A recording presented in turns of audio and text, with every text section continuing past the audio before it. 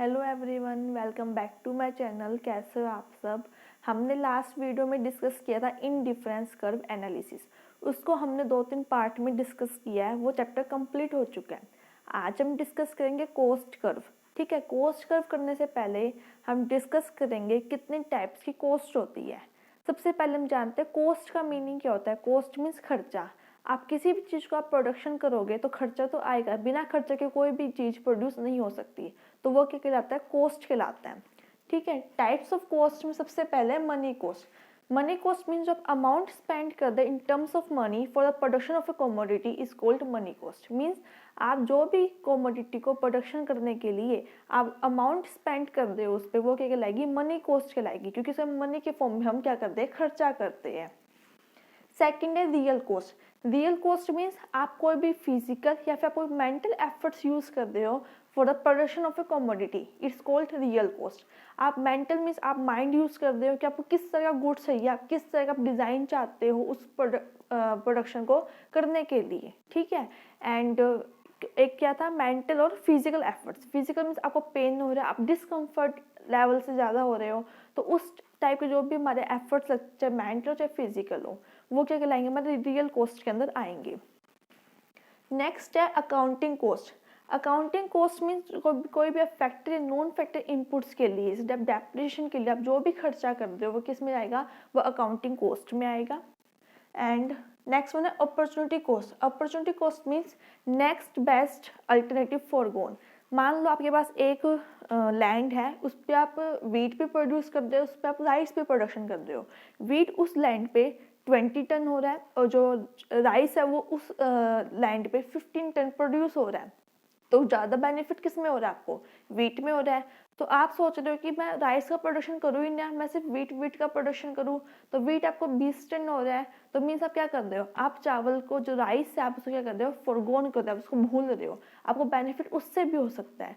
तो opportunity cost वही है, नेक्स्ट बेस्ट अल्टरनेटिव फॉरगोन। ठीक है, नेक्स्ट है इकोनॉमिक कॉस्ट। इकोनॉमिक कॉस्ट के अंदर हमारा accounting cost plus opportunity cost दोनों इन्वॉल्व होता है। Private cost. Private cost means एक इंडिविजुअल फर्म की जो भी कॉस्ट आ रही है किसी भी गुड्स को प्रोडक्शन करने के लिए, वो किस में जाएगी, वो आएगी प्राइवेट कॉस्ट के अंदर। एक्सप्लिसिट कॉस्ट मीन्स आप बाहर वालों को पे कर रहे हो पैसा। ठीक है, आप बाहर वालों को कैसे पे कर रहे हो, आप फ्यूल ले रहे हो, आप पावर ले रहे हो, आप ट्रांसपोर्टेशन फैसिलिटी ले रहे हो, आपके पास खुद के पास तो नहीं हो सकता सब कुछ, आप रॉ मटेरियल ले रहे हो, आप लेबर को आप वेजेस पे कर रहे हो, आपके सारा क्या बाहर वालों को पे कर रहे हो, कुछ फर्म के अंदर वाला तो ये है नहीं, तो वो क्या कहलाएगा, सारा एक्सप्लिसिट कॉस्ट कहलाएगा। मीन्स जब भी आप बाहर वालों को पे कर दो सारा खर्चा क्या कहलाएगा, एक्सप्लिसिट कॉस्ट कहलाएगा। इसके अपोजिट ये implicit cost. Implicit cost means कि आप मतलब जो अंदर के, जो मतलब फर्म के अंदर के लोग हैं, आप उनको जब आप पे करते हो तो वो क्या कहलाता है, हमारा इम्प्लिसिट कॉस्ट कहलाता है। ठीक है, नेक्स्ट वन है actual cost. Actual cost means किसी भी गुड्स को प्रोडक्शन करने के लिए जो एक्चुअल में कॉस्ट आपकी डिराइव हुई है वो क्या कहलाएगी, एक्चुअल कॉस्ट कहलाएगी। बिजनेस कॉस्ट जब एक्चुअल कॉस्ट प्लस में डेप्रिसिएशन आएगा, and full cost means actual cost plus में business cost means depreciation plus में आपका implicit cost, explicit cost, normal profit, सारा जब आप इंक्लूड कर दोगे तो वो क्या निकलेगी, हमारी फुल कॉस्ट निकलेगी। ठीक है, अभी और भी रहते हैं आपके ये कॉस्ट, मैंने आपको 11 डिस्कस किया है, आप नोट कर लो, फिर हम आगे डिस्कस करेंगे और कौन कौन सी कॉस्ट है। ठीक है,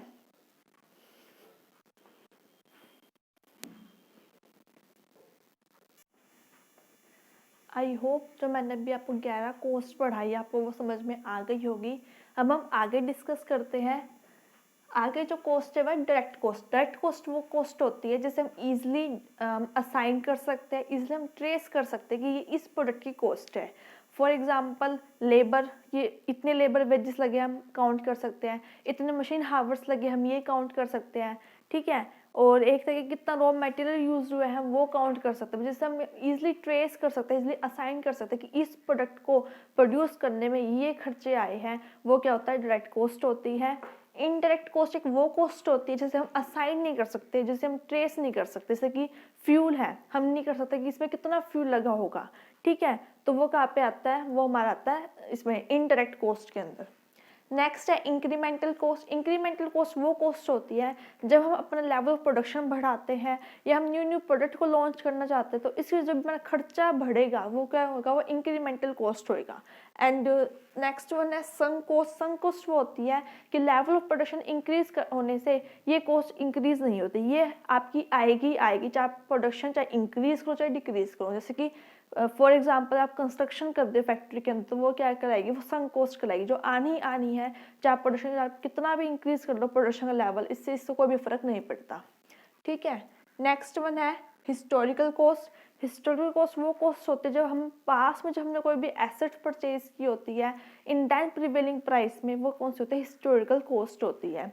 एंड रिप्लेसमेंट कॉस्ट वो कॉस्ट होती है जब हम ओल्ड मशीनरी को न्यू वन से रिप्लेस करते हैं बाय द रीज़न कुछ भी हो सकता है कि आप ऑब्सोलेंस हो गया या फिर आपको कुछ न्यू आपको लॉन्च करना चाहते हो, तो आपको चाहिए उसकी न्यू मशीनरी, तो इसलिए आप क्या करते हैं, आप रिप्लेसमेंट कर लेते हो उसको मशीनरी को, तो वो कौन सी कॉस्ट आएगी, वो रिप्लेसमेंट कॉस्ट आएगी। और रिप्लेसमेंट कॉस्ट जो की जाएगी, मतलब जो मशीनरी है जो एक्सचेंज की जाएगी, जो रिप्लेस की जाएगी, वो आज की करंट प्राइस पे रिप्लेस की जाएगी, वो कौन सी होगी, रिप्लेसमेंट कॉस्ट। नेक्स्ट वन है पास्ट कॉस्ट। पास्ट कॉस्ट वो कॉस्ट होती है जो कि पास्ट में इंकर्ड हुई है, पास्ट कॉस्ट। फ्यूचर कॉस्ट वो कॉस्ट होती है जो कि फ्यूचर में इंकर्ड हुई है, फ्यूचर कॉस्ट। नेक्स्ट है out of the pocket cost. Out of the pocket means जो हमारे पॉकेट से खर्चा निकलता है, जो हम बाहर वालों को पे करते हैं, वो कौन सा होता है, out of pocket cost.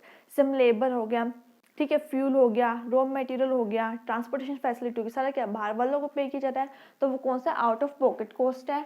Book cost वो कॉस्ट होती है जो हम बाहर वालों को पे नहीं करते बल्कि हम अपनी बुक्स में बनाते हैं, मीन्स इसके अंदर प्रॉफिट एंड लॉस अकाउंट भी इंक्लूड होता है, इसके अंदर प्रोविजन हम इंक्लूड करते हैं ताकि हम टैक्स के एडवांटेज ले सकें, जैसे कि provision for depreciation, provision for doubtful debt, ये सारे क्या है, टैक्स के एडवांटेज लेने के लिए एक प्रोविजन बनाए जाते हैं बुक्स ऑफ अकाउंट में, तो वो सारे कौन से होती है, बुक कॉस्ट होती है। इसमें बाहर वालों कुछ भी पे नहीं करते बल्कि टैक्स के एडवांटेज लेते हैं।